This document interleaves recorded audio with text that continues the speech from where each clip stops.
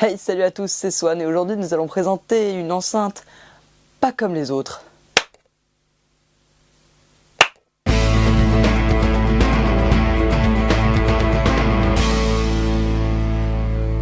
Bon, on va l'allumer, mais je vous préviens, je l'ai déjà testée, elle est déjà configurée.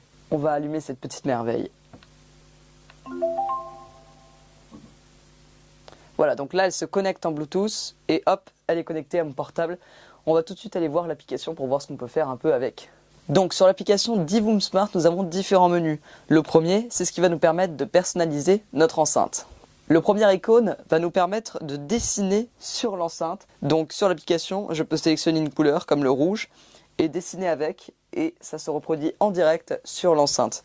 Je peux choisir plein d'autres couleurs et je peux faire comme ça des conceptions. Nous pouvons également faire des animations avec 12 images. Donc nous pouvons les reproduire tout simplement en faisant ça.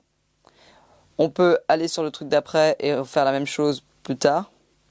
Aller sur le truc d'après et refaire la même chose. Et ça nous donne une animation, tout simplement. Mais si vous n'êtes pas doué en pixel art comme moi, vous avez une galerie avec énormément de dessins.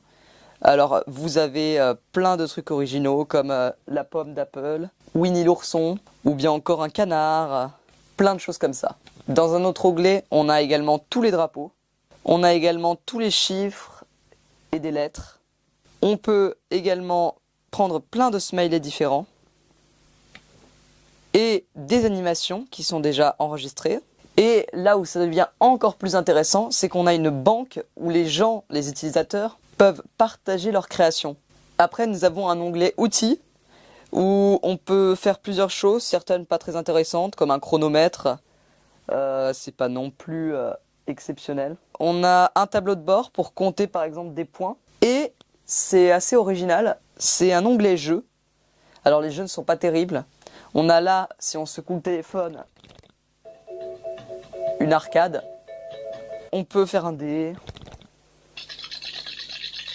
Dans l'onglet minuteur de mise en veille, nous pouvons régler un timer.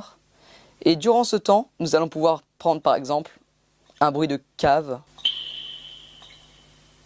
Très agréable pour vous endormir. Nous pouvons également régler une alarme, puisque sa deuxième fonction après enceinte, c'est bien évidemment réveil. Nous avons un lecteur audio, mais c'est pas exceptionnel, autant utiliser le vôtre. La météo, puisqu'elle peut s'afficher en appuyant sur un certain bouton. Voilà, connecté à votre portable, il connaît la météo. Il met nuageux là. Et vous avez un petit mémo vocal où vous pouvez tout simplement enregistrer votre voix et quand la personne va passer devant, elle va pouvoir cliquer sur un bouton pour refaire passer le message. Voilà pour les fonctions principales de cette application. Maintenant, nous allons nous intéresser aux boutons qu'on a directement sur l'enceinte. Sur le dessus de l'enceinte, nous avons les boutons baisser le volume et augmenter le volume et le bouton play, pause. Sur le côté de l'enceinte, nous avons un bouton qui permet de changer l'affichage. On va mettre tout simplement en horloge. Et un bouton qui permet d'éteindre et d'allumer l'enceinte, mais également d'afficher le niveau de batterie.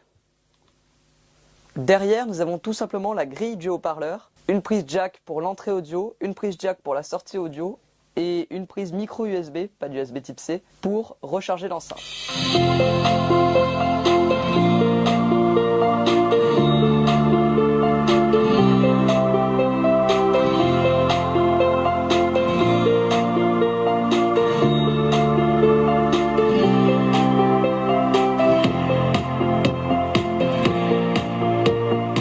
Bon, vous voyez, le son est très correct pour le prix, car l'enceinte ne vaut que 40 €, je le rappelle. Je laisse le lien en description, bien évidemment. Bon voilà, je recommande vraiment ce produit. Abonne-toi, partage à tes amis.